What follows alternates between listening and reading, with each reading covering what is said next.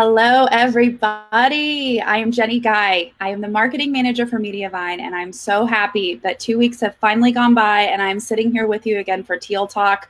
We've got an amazing episode lined up for you, but we have great time every 2 weeks when we come on for Teal Talk. We invite industry experts from all over the place, from bloggers to accountants to lawyers. We have everybody here. It's all for you guys to provide education and to help you further your businesses. Okay, today I'm going to introduce, without any further ado, I am here with Marie Dene, and she is incredible. She is a plus-size fashion, style expert, and blogger.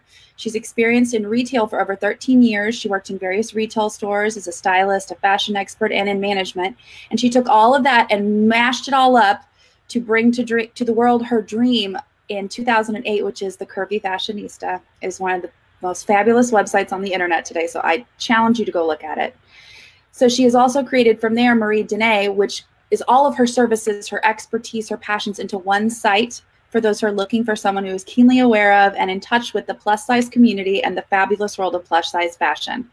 She has contributed as the Curvy Fashionista on plus size fashion tips and trends on Vogue Curvy, Signature 9, fashion and style editor at Plus Model Magazine, Examiner.com for plus size fashion, 17 Magazine, Focus on Style, and The Fashionable Housewife, among others. She has been featured in Black Enterprise, USA Today, In Style, People Style Watch, Sizeon. We talked about this before we started. I'm not sure. SF Chronicle, SF Bay Style, NBC Bay Area, My Lifetime, Hungry by Crystal Wren, The Style Sample, in addition to many others. She lives in Atlanta, Georgia, and in addition to the Curvy Fashionista, she fashions her skills and passion as a plus-size industry insider, consultant, advocate, and public speaker on body image and confidence. And if that's not enough, she's currently launched the TCF Style Expo, which is an event for plus-size fashion bloggers. I was lucky enough to attend this year, and it was incredible. And she also recently wrapped her TCF cruise event to Cozumel, Mexico. She's a busy lady. Okay, Marie, welcome to Teal Talk. Thank you so much for joining us today. Thank you so much for having me. Thank you. You have quite a bio there, my friend. It's really weird. I think 10 years, and as you're reading, I'm like, oh, I didn't put that in there. Oh, I forgot that. I think over the time, like, you forget sometimes. Yeah. But 10 years is kind of old in blog years, I think. I definitely think it is. And so really, I was going to ask you, the first question was going to be talking about the blogging journey, and I'm still going to do that. But you basically saw blogging come to life as a career, as a legitimized career. Yeah, I mean, I remember when blogging wasn't even called blogging. Blogging was a web log is what they were terming it. Like it wasn't even a blog. Like that whole verbiage, that creation around it, like how they spoke to it was completely different. Like now it's like blog. Back then, my mom didn't understand what I was doing. Like nobody, they were like, what? What is this? You're doing what? Why are you playing on Facebook? Mm-hmm. Mm-hmm. I mean, and so tell me, how did you get started in this, and how did you have the faith to know that this could become something that would be your career? Did you have that faith when you first started? You know, I started very happenstance accidentally. I lost my job in retail at the top of 2009 when the economy started shifting downward. Yep. And then I had just recently graduated with my MBA in marketing. And nobody wanted to hire an MBA student. You know, I couldn't even get a job at Starbucks as much as I was there because it was just that competitive. Like everyone had all this education. At that point, I was living in the Bay. So in the Bay Area, everyone had degrees, you know, competing for this like entry level Starbucks management role. Like everything was a competition. I had started my blog like right at the end of my MBA program, because ideally I wanted to open up a plus size boutique. I wanted to be a store owner. Like that was my goal. So I started the blog as more as a marketing tool to kind of tell the story and share like some of the cool finds along the way. But interestingly enough, life took its own. Like once I lost my job, my girlfriends around me were like, yo, like now's the time to do it. Like they didn't let me kind of sulk and kind of wallow in losing my job. It was like, let's go. I think like the next week I had printed out business cards on my printer with what's that, like, you know, your those in-home printing programs. Like one of those, and I printed out some cards. I did my logo at the time was in script, right? Yes, right. Like the curvy fashionista, and I just started going. And over the years, it's evolved. Like, but when it comes to its faith and knowing, faith actually for me was something that was a huge component for me. Like I was like, okay, I got this vision for a reason.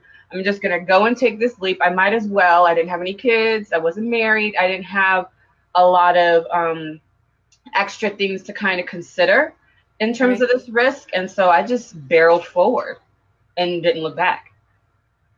So tell me how that trajectory went, because that's a big transition from going to think of something as being a launching pad for the real thing you were going to do to it actually becoming the real thing that you were going to do. What was that transition? And when was the moment that you knew, like, this is the thing, I'm doing the thing?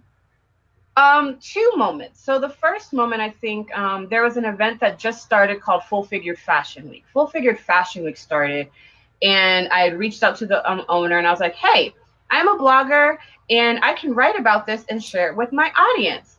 And I would love to, you know, you should reach out to other bloggers too, because we'll be able to help. They were like, what the hell is a blogger? And, you know, I joke and tease with her because like getting certain people around, like kind of wrapping their head around what a blogger was, like, what is this? What do you do? How is this helpful for me? And then going to New York on behalf of like something that I kind of created, like that was exciting for me. But then my first like really uber official role, back in the day, Twitter was like way different. Twitter was like, everyone's at a bar and they're like, hey, like, how are you? And everyone's kind of awkward and everyone's kind of holding a drink. Like, I guess we should be having a drink. So back in that, Twitter at that time was, you interacted with eggs, you know, when people didn't have profiles because it wasn't that serious. You're just interacting with people. So one day, someone— Can you please write a history of Twitter in like 90s or to interact? Because this is amazing. This is the best thing I've ever heard. I got on Twitter because of Obama. Like when I heard like how from a marketing space, they were leveraging Twitter to move and immobilize people. I was like, whoa, this is a cool technology. This is marketing. So that's why I tuned in. But when this egg said, hey, like, I think like I have this great opportunity for you. Like, you know, can you give me your email so that I can send you some information? And I was like, sure, here you go, girl. Or boy, it's an egg. It could be anything. Right. So come to find out, it was an opportunity with GM and Chevy, where I helped launch the Chevy Cruise campaign. I literally got this gig and have my car that's still outside paid for from the Chevy campaign via a tweet, because they had seen me just interacting and having conversations with people. Like they enjoyed how I engaged them. Because I was like, how you find me? They were like, Twitter. That's insane. Like you got a car from an egg on Twitter. Right.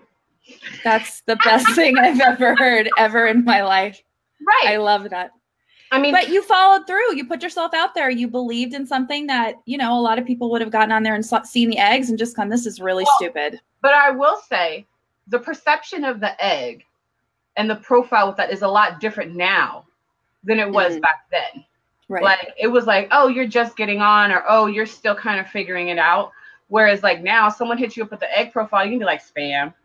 Like there's an automatic assumption that it's spam now. But back then, 2010, it wasn't. It was just like, okay. The egg is kind of now like the silhouette on Facebook, where it's traditionally like when my dad got a Facebook, only so he could enter into a fishing competition, and it's just the silhouette. So that is, those things are equal.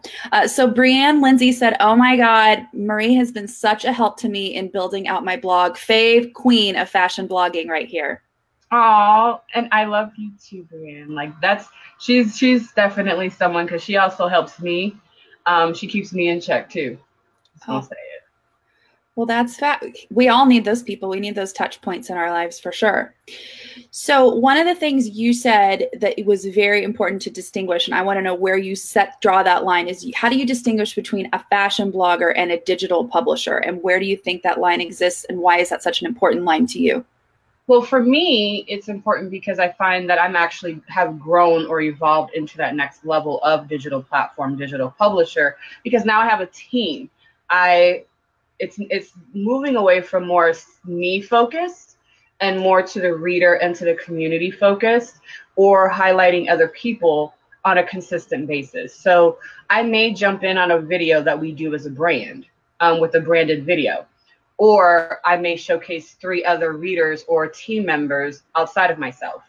And it's a more of a business kind of strategy and a business operational function for me as we scale and grow, so now that I have moving from just like a team of 1 to now like business dev and marketing and managing editor and visuals, like, so kind of creating like this team and operations that require more levels and more layers to production.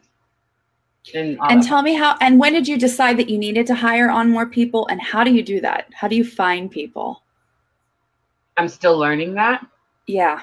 Because I'm in that space of transition. So it's really difficult because there's not a lot of articles around that transition. There's not a lot of information. So I'm still learning what it means. And even at the base core, I'm learning what it means to be a leader of a team. Because like you can be a leader within your community, but within your team, it's a little bit more personal. It's a little bit more intense. It's a little bit more serious. It's a little bit more, it requires more of you too. Mm-hmm.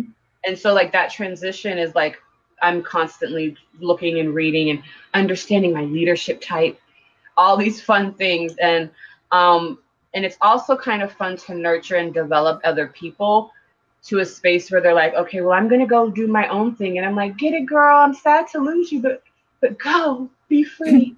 Fly, little bird, fly. Right. Well, Tracy Tucker just said Marie is the #1 blogger. We all love her. Oh, thanks, Tracy. Thanks, girl. Getting all the love here, and we love it. So here's a funny thing about Tracy. Tracy is a reader turned Facebook friend, turned real life friend. So she has been following and been supportive of the brand for years. And once I moved to Georgia, she's been at every event that I've done. Sometimes she's brought her daughter. I think it's her daughter.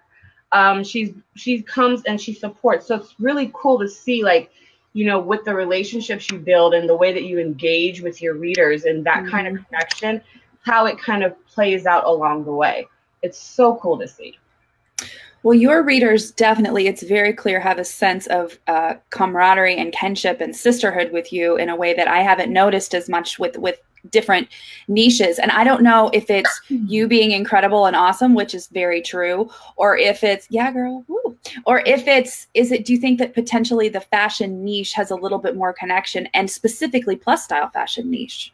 I think a lot of it has to do with the voice that I intentionally set out from the beginning. So as a blogger, when you're creating your voice, it's important to pay attention to the voice you create, because that has to stay consistent for your audience to really build a relationship with you. So immediately I knew I wanted people to know that I'm like your girlfriend. The Curvy Fashionista is your plus size girlfriend. You're that one girl that you always invite over. You're like, oh, I need this. Oh, girl, do this, this, and this. You have that one friend who's always helping you pick out things. Like, I knew that I wanted to be that resource, right? I wanted the site, the brand to be the resource.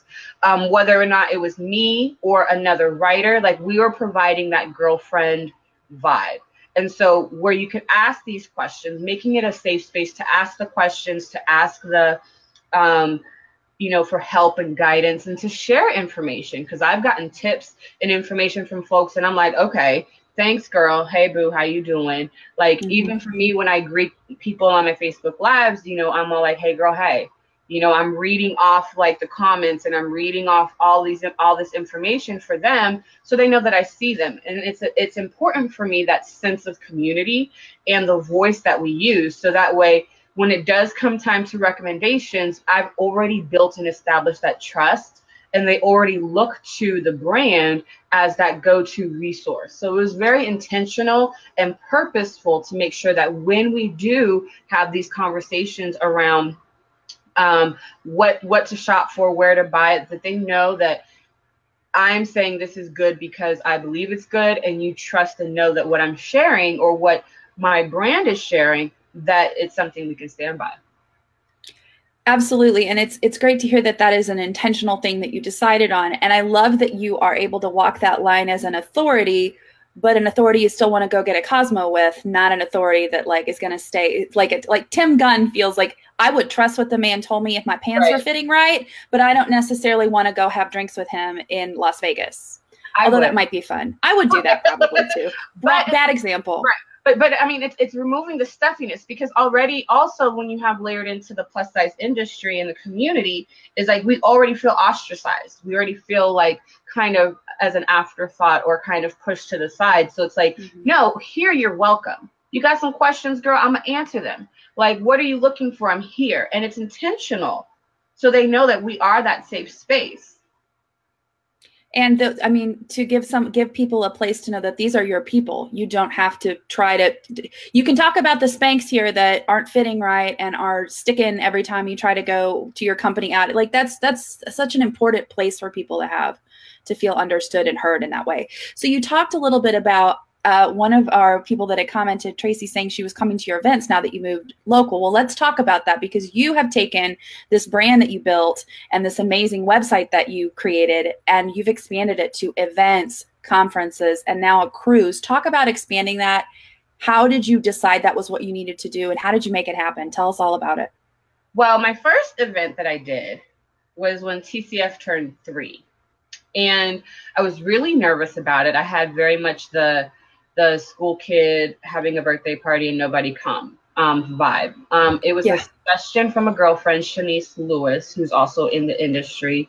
And she was like, no, girl, you need to have a party. It's 3 years. And I was like, okay. So I threw a party and I was like, okay, I'll be happy if 50 people come, because this is LA and I don't know, like, I didn't know what to expect. We had about like 80 something people come out. That's awesome. We were packed out of the little room that we had. But to be able to interact with people who've been readers and supporters of the brand, and to kind of get them offline and engage offline was so exciting and invigorating, because especially at that time, like, you know, online was still kind of like, And so what I realized is, like, as much time as we spend online is just as important to spend offline, and to actually kind of celebrate and fellowship together. So that kicked off the first event that we did. I started doing 4 and 5, and then I moved to Atlanta. I always wanted to toy with this idea of a pool party. So when I moved here, I kicked off things with a TCF swim event. That was I was 6. So I've been here 4 years. So 4 years ago. 4 years ago-ish, I kicked off with a pool party. That was fun. We sold out of that. And I was like, oh, they're ready for some stuff here. Like, what else can we do? In LA, I had gone to a lot of shopping events that never had anything plus size. So I was like, well, how do I bring that offline? And so my cousin was like, girl, this is how we gonna do it. And she helped me get it all together. And so we launched it here in Atlanta. And this next upcoming year will be our 5th year of our TCF Style Expo. And this past year is when we added the Blogger Mastermind, which you guys were the sponsor of, really giving us space to actually give back to bloggers, especially because I get a lot of questions and wanting to be able to provide that platform. And it was really important, again, that they received information that was meaty, actionable, that you could take away things with actual takeaways. I mean, you go to a conference sometimes and you're like, okay, now what? Like, I really wanted to be like, okay, I'm going to do this. Or, you know, I'm about to launch one and I don't know what to do. Like, these are the steps. And so it's really important that, you know, as I started doing these events, we got feedback. So we would do customer feedback forms. So each year of the expo, we sent out surveys, post-event surveys, what they wanted, what they needed, what they liked, what they wanted more of, what they didn't like, because that's an opportunity for growth every year is. And then with the cruise, that actually was a suggestion from a reader in a Facebook Live. And then everyone started talking about it, and I was like, whoa, pause. Okay, this is a good idea. Like, they were planning it in the comment section. I'm like, wait, okay, we could do this. Right, exactly. And I'm like, we could do this. And so we did it. I think it was last year, December-ish, when they suggested it. And so got together, laid it out, and we went this past October, this 11th through the 15th. So a couple of days, 10 days ago is when we got back. That's amazing. That's incredible. So we had like 30 people and myself, and we went on a cruise, and it was a 5-day one. So I kind of baby stepped it, right? Mm-hmm. Like 5 days, let's see. Now, like, I did a post-event survey. Everyone was asking for 7 days plus they, you know, what ports they wanted to come out of. And really getting that feedback of what they wanted, what they needed more of, to make sure that, you know, we make sure those things are covered in the next events. But I will say it's important, any event that you do, that you have a team. And this team doesn't have to be as formal as you think. So when I started, I hired a event planner, because I was like, I don't know anything about this life. So she handled it. Then I had, like, for my cruise, I had an event planner, the travel agent, and one of my team members handle social. Mm-hmm. You know, for my expo, I do have a whole production team, because there's like 10,000 moving pieces, but I still have people who have either contributed, who volunteered, who have worked with the brand and knew the brand in different ways. So it was just like baby steps. Mm-hmm. And do you get people that do you just choose people you know, or do you use like word of mouth to ask around for recommendations, or? Usually it's people who have, you know, shown up for events in the past, right? Like, there's a volunteer from last year who kicked butt at registration. And I was like, girl, send me your resume. Tell me about your life. Because she just was really sharp. And I love that. And so I was like, okay, so now she's helping me get my operation life together as we grow. She's like, oh, no, I do this kind of stuff. I love doing SOP stuff. And I'm like, girl, I'm holding on to you because I don't like that. I don't. So I'm glad you do. Right. But I mean, it's like, you know, being able to identify and having like this, you know, when you're able to get your people offline, you're able to see them and really kind of observe like what they can do and who they are and what skills they have. You know, you talk to them one-on-one and may realize like this person is like a director of marketing for a credit card company. And you're like, hey, girl. Right. You know, so when you realize this stuff, when you have these events and you connect with them and you actually talk to the people who come, you'll find that you have an amazing support system already built in. And that's just about everyone who is on my team in one shape or form has started off as a reader. That's really inspiring. And I think the key takeaway of, you've got so many that you've said already, but one of them is actually talking and listening to the people when you're at events and allowing people to shine in what they're really good at. Yep. Because that's exciting. It's not about you. It's about the community that you're serving. And I think it's important that, you know, and oftentimes I do remind myself of that too, because, you know, I may be like, oh, I wish that, or I'm, you know, why couldn't this happen? But when I realized that the more that I either shared part of myself as part of their journey going along with them, or where I actually, you know, paused and listened to what they needed and delivered on that, that's when things really grew for the brand. Mm-hmm.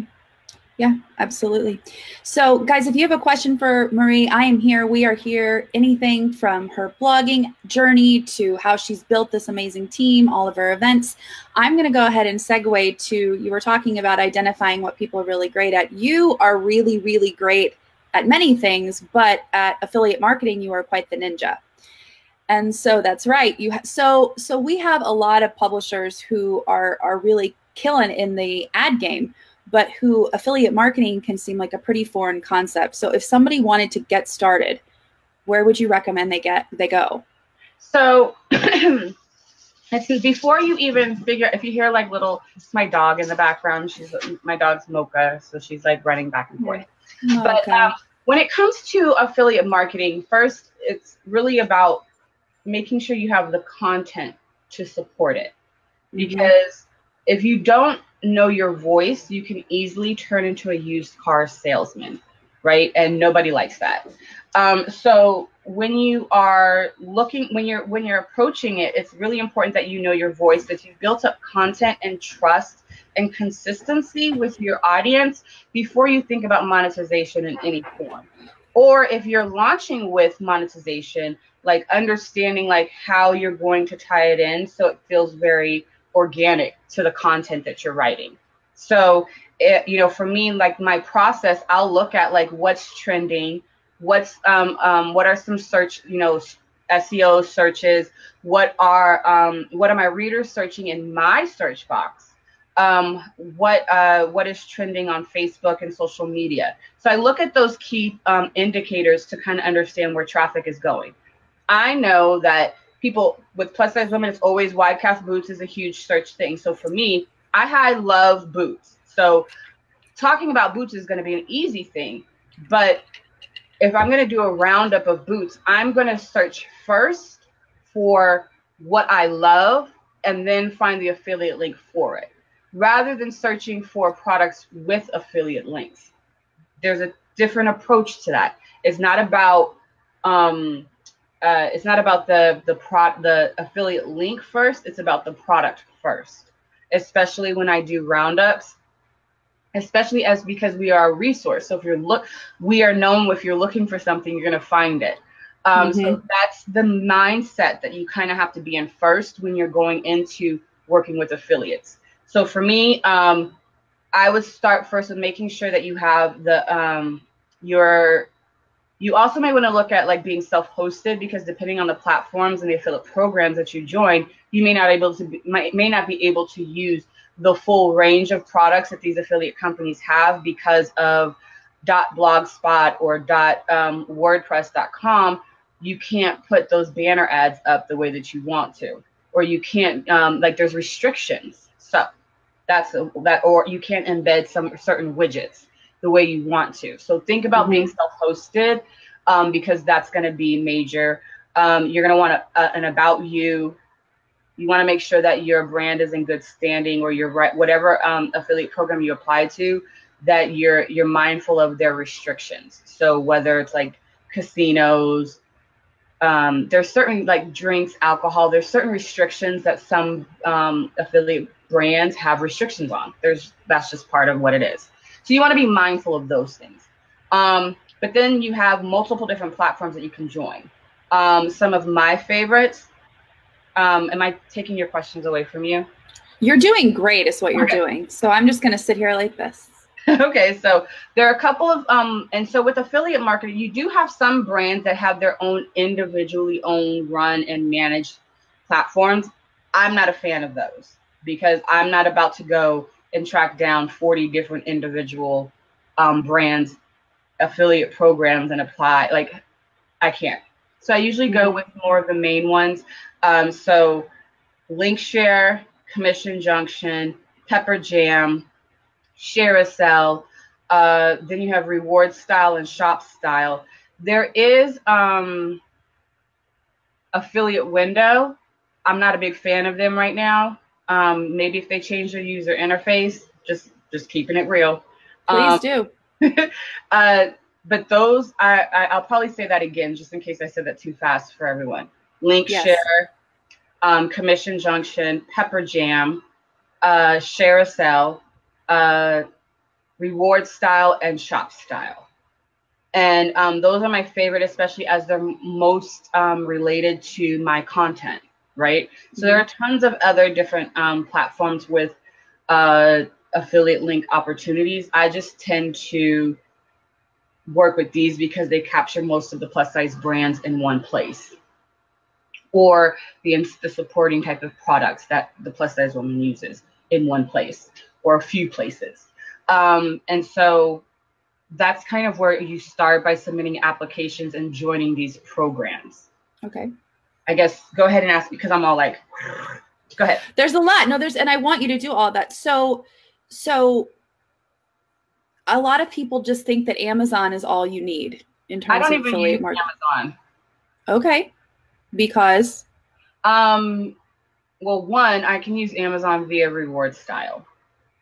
Okay. Two, Amazon has so many different restrictions or rules and regulations, and I just don't have time.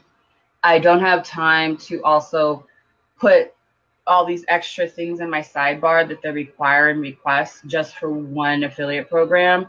And then also too, if I'm using an affiliate, most of the times I've negotiated directly with the like Nordstrom's or Macy's themselves to have a higher percentage rate. So I'll just go through directly.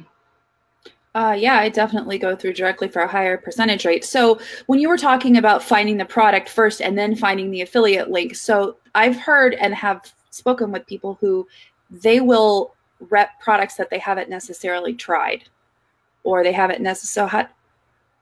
Do you know what I'm talking about? How do you feel about that? I'm not in fashion. It's a little bit different. Especially when we're grabbing. So some of the things like I may already have an affinity or an awareness to the designer, especially because one, I've worked in retail for so long that I have an awareness of these different brands. So for me, I'll know which brands do what. Like I may not own Stuart Weitzman, but I know Stuart Weitzman's fits. In boots, I know that they have a stretch back on most of their boots. So if you have a wider calf, you can definitely look to them. I may not have do you know what I mean? So yeah, absolutely. For its look and feel, and looking at its description, I know what they're talking about. So for me, I lean on my experience and my education and my knowledge of retail and that world in order to know when I'm suggesting something, I'm not just suggesting it because it's $250. I'm suggesting because it's a great look. It's just it's solving a problem. It's fashion. It's cute. And I got to have it. Like I want it. And that's the best. I mean, you can't get more authentic than that, than having an authentic voice and saying, I want this thing. I don't have this thing. You want this thing too. So let's pause for a second. We'll jump back into the affiliate marketing world, but I want to pause. I'm having too much fun hearing you talk about fashion. So now I want to talk about your must-have looks for, let's do holiday season 2018. What are you just like? Give it to me. Give it to me.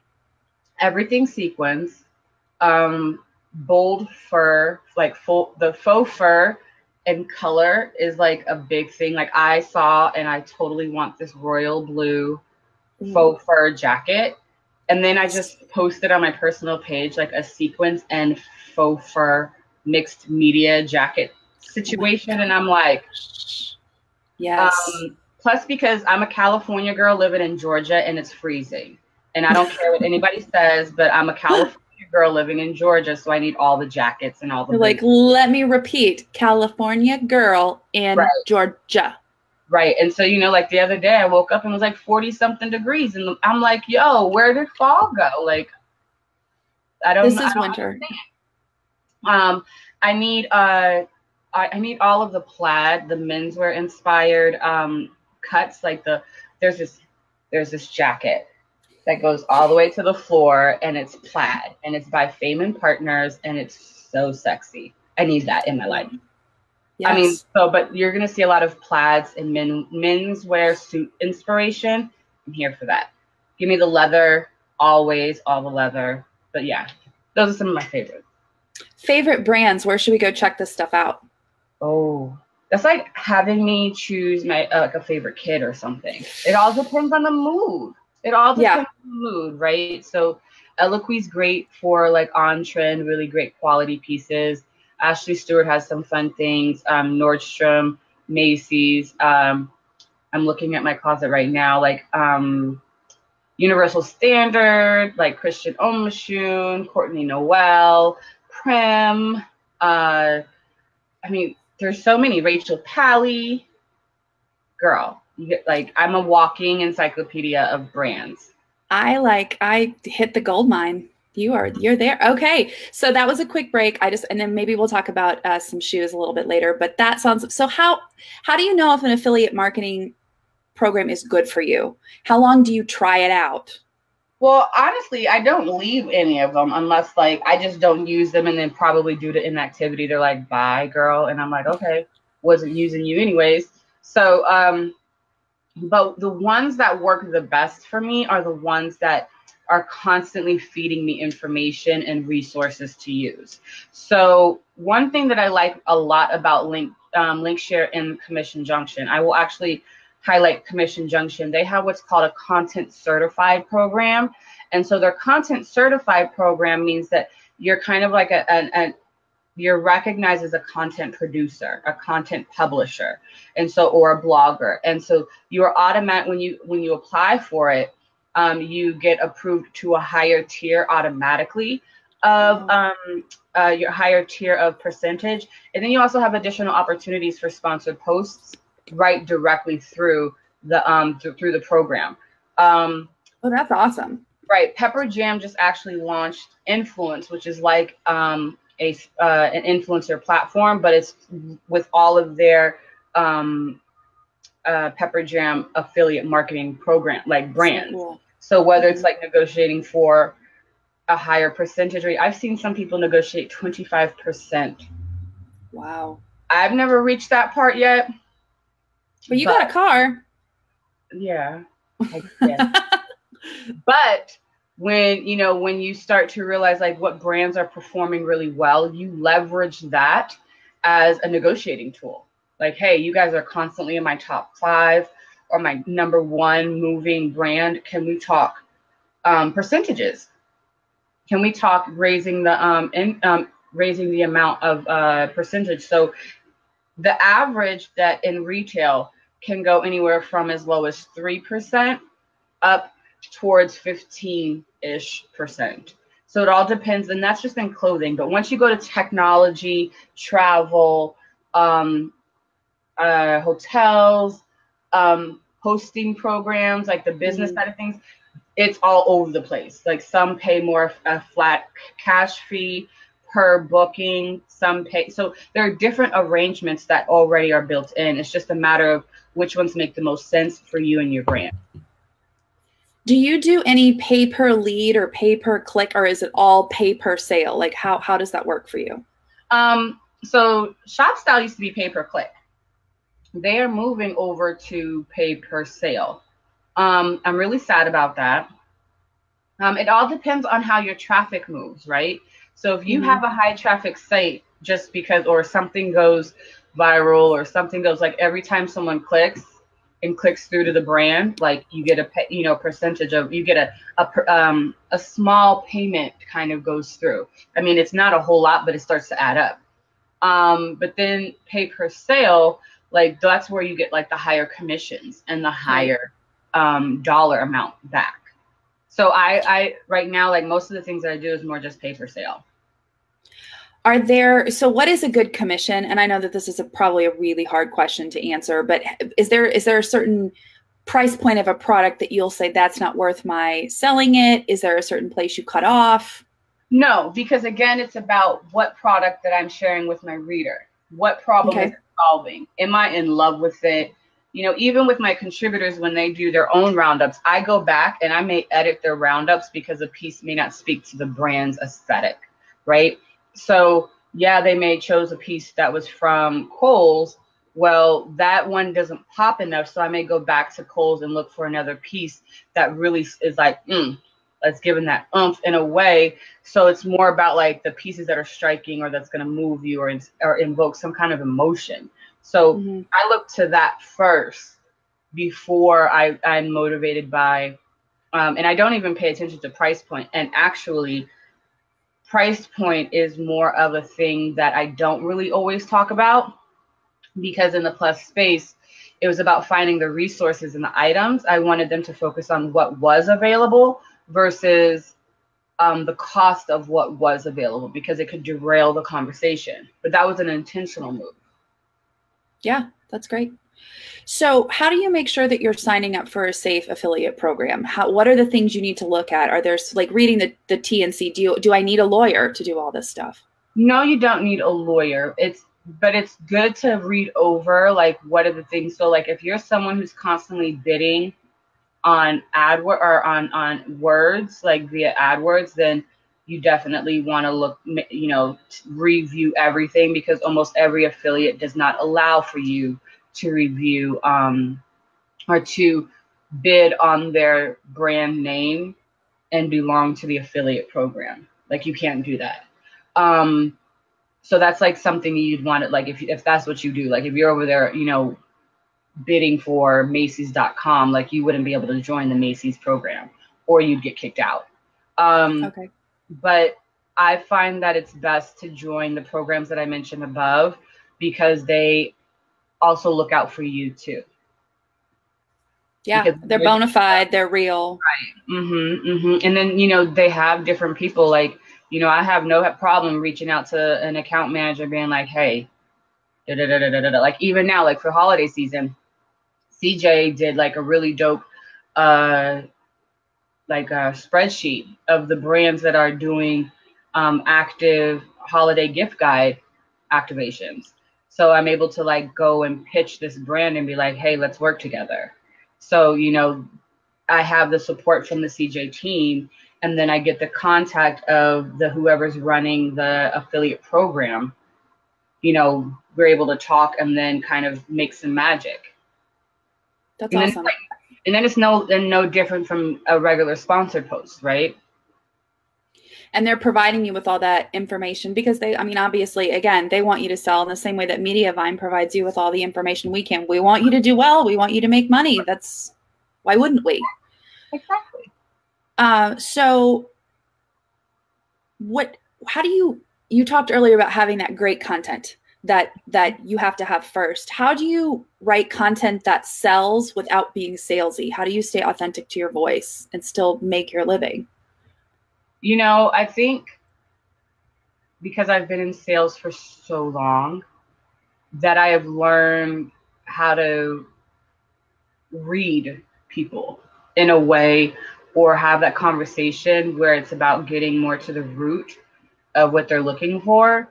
And so I'm like, listen, I know that you've been looking for this, but I need you to and I will talk to them like, girl, I know you've been looking for this, but we're going to need for you to pause for a second and consider this. And this is why, right? Like that's how we're having this conversation. So when it comes to Eloquy just dropped some new arrivals. Here are our 5 faves for fall. It doesn't feel inauthentic. We've been talking about Eloquy and all the fun stuff they do.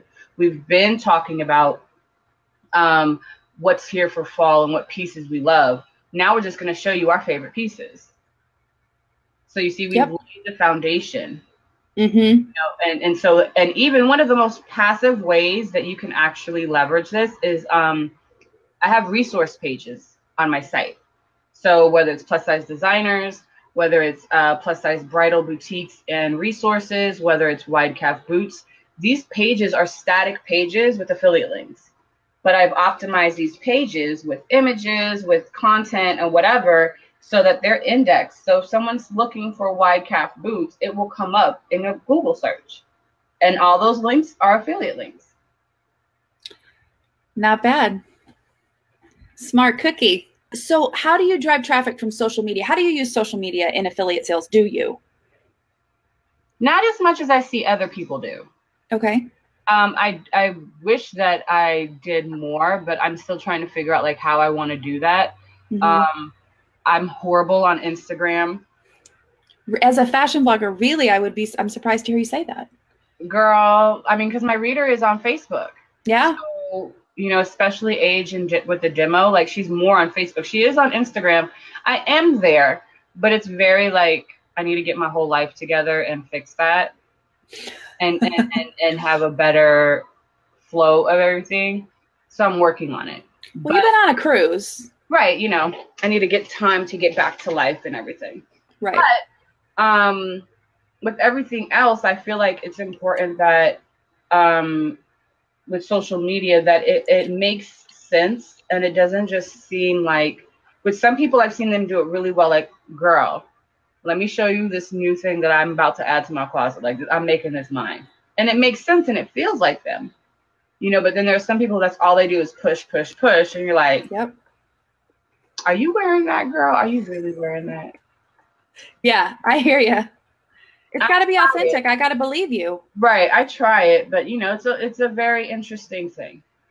So it's one of those things where you kind of got to force yourself into it, and then, but you've got to find a way that it works for you. Right. Because even when people talk to me about like Pinterest, and they're like, you can use affiliate links in Pinterest, I'm like, girl, I'd rather drive that traffic to my blog and to my website and then have them go through there. But maybe I'm shortchanging myself, you know, like I haven't really tried it, so I don't know. And this will then bring us to when you're driving, so your main funnel is to bring them to your site. Of course. That's where you want them to go. Right. Well, that's not necessarily, and of course, a lot of people don't. They're fine with keeping people on their social and not bringing. So what? Last week, YouTube went down, and everybody like lost their mind for like 10 minutes. Yep, you're right. You can't build your life on someone else's platforms. You can't, because at the end of the day, if Facebook decided to close shop, or if Twitter decides like they gave up and they tried, or if Pinterest was like, yo, we're good. Yep. What you gonna do? It's always important to build your own newsletter list, because speaking of affiliates and newsletters, please. So we have a sale mail that comes out every we're picking it back up, but every Friday. It's sale mail because it's, you know, you just got paid and there's all these sales that are happening. So we send a list of all the sales that are happening from our affiliates right to your mailbox. It's genius. All of the sales that are happening within the plus size world, we send in one fancy email. Love it. I love it. And so every time I talk, because I ran a very small affiliate program before I came to Mediavine, email sells to brands, collect your list, period. I wish that was one thing that I wish that I did at the beginning. First, it was like, what was it called? Fire. Oh God. What was the RSS feed? The feed burner. Okay. Feed burner. Everyone was using feed burner as their means to disseminate information, and I wish that instead of feed burner as my primary source of capturing information, I actually built my newsletter from when I started. It's if a brand is smart, they know that's what sells. It's always what sells. So have it. And acquiring an email is the most expensive acquisition. But it's the easiest one once you've put in the work of laying the foundation, earning your trust. And that's one thing that nobody else can take away from you. Yeah, absolutely. And give us a quick crash course in acquiring emails. How do you recommend people do that? At the end of blog posts, on a sidebar, via pop-up, exit intent, there, you know, and then also on your social media platforms, right? So sign up for a newsletter on Facebook. Like some of the different newsletter companies actually have like little tabs that could be set up so that people can join your newsletter right via Facebook, or you know, using an image to then link to get people to sign up for your newsletter. Do you incentivize yours? Sometimes, not so much. I do when I do giveaways. I will give them 5 points for joining our newsletter. Some people require a newsletter join in order to enter into a giveaway. I don't. I just weight it heavier, because I don't want that person just joining the newsletter for giveaways, because then it's like the dead weight. I just purged like 25,000 people from my newsletter list, because I'm like, you haven't opened, but I didn't delete them. I just purged them from my active subscription, because best believe I'm about to hit those subscribers via Facebook and retarget. Yep. That's right. That's right. So talk to me. How much do you use social media ads? 0. Okay. but I'm trying to figure out Facebook. I found some people who can help me because I ain't got the time. Nor am I savvy enough to, like, you know, they're over here like whittling down Facebook audiences and doing all this. I'm like, just take my money and just do it. And that's such a good thing to know. Is like, I don't have the capacity for this, and you are good at it already. And you know what? I think that's the problem sometimes too, is like as bloggers, like we end up having like 20 hats on, and realize that sometimes we will save ourselves time, stress, and money by like actually firing ourselves from certain positions and roles and responsibilities when, yeah, this person may cost a little bit more than what you may be comfortable, but the peace of mind, like you trying to do it and then you failing horribly and having to have someone come back and fix what you've broken, you may end up paying doubly for it. Yes. You're wearing 20 hats. Some of them are not cute. Take them off. Some of them don't fit. They don't over here like the burger. Like they're covering your eyes. They're long, or they look like the hot dog on a stick hat because they're too small. It's propped up on the top of your head. Nobody's winning there. No, not at all. Okay, so quickly, as we're running out of time, which makes me depressed, but how do you see a balance between, because spoiler alert, Marie works with Mediavine for her full service ad management company. How do you see a balance between affiliates, sales, and ads? Because some people say that it does not mix. Affiliate sales and ads. Using an affiliate and then having ads on your site. Do you find that ads are cannibalizing your affiliate sales? Do you? Okay. No, not at all.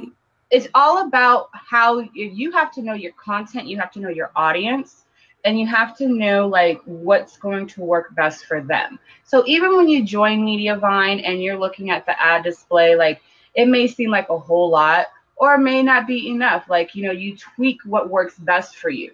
You kind of, and that just falls into your site design, the user experience. Then you have to look at your content. What type of content are you delivering? What is, you know, if every post is a roundup, then it's going to be a problem. But if you have like, and not every link that I have on my site is not an affiliate link, right? So it's finding like that mixture of, you know, if I love this new indie brand, it's a new indie brand. They're not going to have an affiliate link. That doesn't mean you don't write about them. Like for me, I have a big affinity towards an indie brand. So I'm going to feature and showcase them more often. But I balance that by having the few posts that do bring in residual income because they are affiliate ads or affiliate links. So I think it's more about really understanding your user experience, your site design, and your content flow and how you manage those three. Because that way you'll be able to kind of get a bigger and more accurate picture of what it is that your user is experiencing. Love that. And we just had so many, and I know that you gave me a look like, girl, what are you talking about when I asked that? But there are some people who really do think that those are diametrically opposed, that ads and affiliate sales, it's too much on their audience. They won't have the ads on the posts where there's affiliate sales. So here's the funniest thing. What they don't realize is that some of their favorite news sites are using affiliate links. They don't even realize that when they go to Reader's Digest or to Good Morning America or, you know, these major publishers, they're using affiliate links. And I just happen to know because a lot of my friends are journalists or freelancers who write, and they're pitching looking for brands that are actually on Amazon. They look specifically for Amazon links. So you got to stop thinking, as a publisher, you have to stop thinking about you. You have to start looking at things from an experience outside of your site, outside of your brand, and look at what the marketplace is already bearing. BuzzFeed uses affiliate links and ads. Vogue, InStyle, like every site is using affiliate links, and they have ads. So it's just about the balance and finding what works best for you. You know, Tara said, you know, BuzzFeed is getting paid for all those Etsy roundups. Yes, girl. They are. They are, because Etsy pays a nice little penny a percentage the more their performance based one. So yes, girl. Yes, Sarah. So, it's like these sites are already doing it. So don't think that you're giving your reader an experience that's going to be so off-putting, because they're already experiencing this with almost every other site that they're visiting. You're just you're just fine-tuning it and making it work for your site and your brand in ways that work best for you. Now, but don't discount yourself and literally leave money on the table because you're just unaware of these tools that are already being used. It's important that you really kind of, scan the marketplace and see what's going on before you start saying no, no, no, because you're hurting yourself.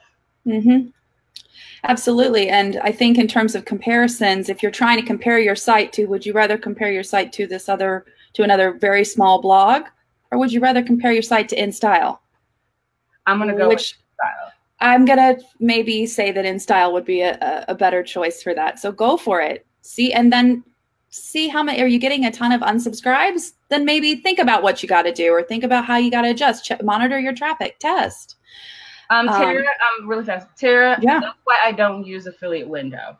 Exactly why. She said that she answered a survey. They're hard to use. They seem really backwards. Yeah, like they're not really user friendly at all.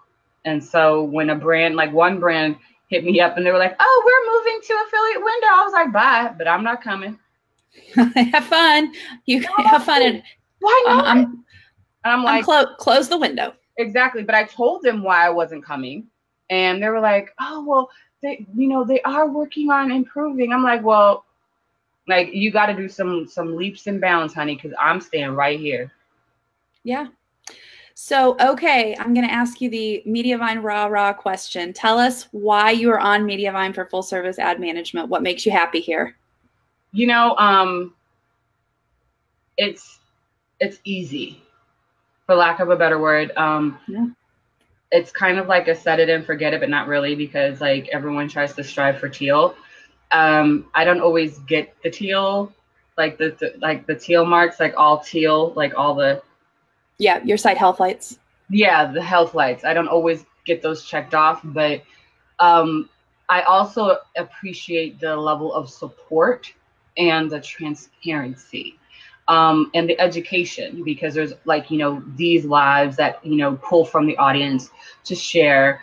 I appreciate, like, anytime I have a question, like within an hour or two, like they're like, "Hey girl, this is the answer." And, or they're on my behind because I'm like, "Hey, I've redesigned my site. I need you to take a look and see." And they're like, "Oh, this works." Or, "Hey Marie, you still haven't changed this thing right here. You need to fix this." And I'm like, "Oh, here we go." Like, there's that support both ways to make sure that I'm,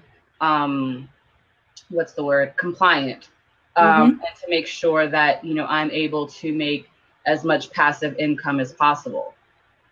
We're always here for that.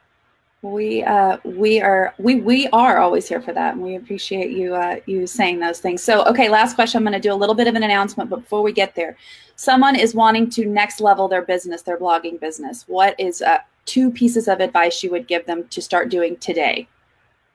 Create an editorial calendar.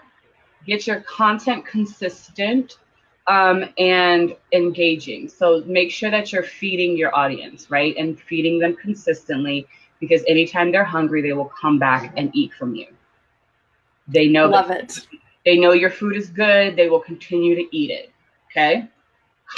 Consistent content is key. Consistent, fulfilling content. And you want to feed them without them feeling like they're being fed, right? So I will always throw pieces of educational things about product or the brand or the industry. So they're like, "Oh shit, I didn't know that." So there's that.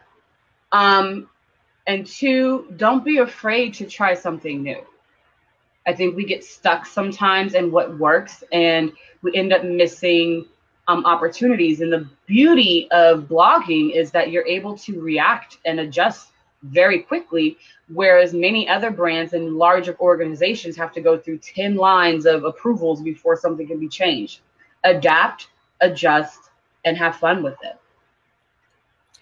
I love it. You have been an amazing, amazing, amazing guest. We've had such a good time with you here. I appreciate you taking the time to come talk with me. Oh, thank you so much for having me. I'm so happy to have been thought of to speak. So thank you. Always. All right. On the next one, 2 weeks from now, I have Steffi Predmore. She is our director of influencer marketing. She's a food blogger herself at Steffi Cooks. She and I are going to talk media kits, influencer marketing campaign, rate negotiations, PR. We're going to talk all those things about working with brands and getting your name out there. And again, thank you to my wonderful guest, Marie, the curvy fashionista herself, Marie Dene. Thank you again. Everybody have a wonderful week. Happy Halloween. Thanks, guys. Have a great day.